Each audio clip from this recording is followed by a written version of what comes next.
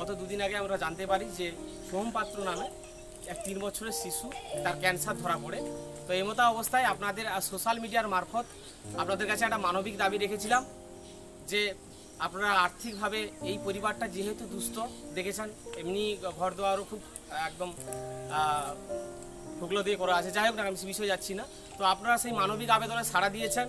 আপনারা দুদিনে অনলাইন এবং এই যুব ভাইদের নিয়ে আমিও মোটামুটি আপনাদের অনেকের কাছে লোকালি অনেকের কাছে পৌঁছে গেছিলাম।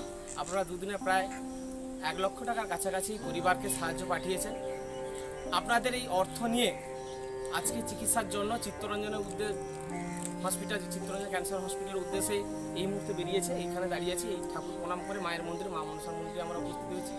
ঠাকুরের প্রণাম করে এক্ষুনি এখান থেকে রওনা দেওয়া হবে। তাই আপনাদের কাছে এই মুহূর্তে আমার অনুরোধ যে আপনারা সবাই মঙ্গলময়ের কাছে কামনা করুন যাতে এই বাচ্চাটা সুস্থ হয়ে স্বাভাবিক ছন্দে ফিরে আসতে পারে।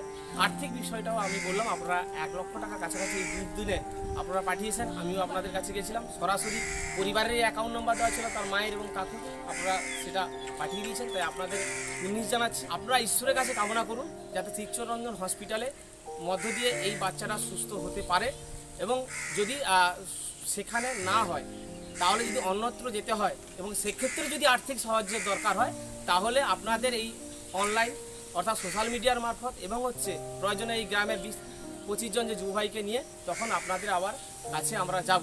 তাই আপাতত আপনারা মঙ্গলময় ঈশ্বরের কাছে আমি আবারও বলছি সবাই কামনা করুন যেমন হয় বিশ্বকাপ জয় হয়েছি ঠিক একইভাবে এই যে শিশু, ছোট্ট শিশু, ঠিক আছে, সোহম যাতে আবার জীবনে স্বাভাবিক ছন্দে ফিরে আসতে পারে সেই কামনাটা আপনারা করবেন। ঠিক আছে, সবাই ভালো থাকবেন, সুস্থ থাকবেন। ওখানে গ্রামবাসীরাও সবাই, মায়েরাও দাঁড়িয়ে আছে, হ্যাঁ গ্রামবাসীরা সবাই দাঁড়িয়েছে, ইনারা সবাই কামনা করছেন তো আপনারাও সবাই কামনা করুন যাতে সোহমটা সুস্থ হয়ে বাড়ি ফিরে আসে। সবাই ভালো থাকুন, সুস্থ থাকুন।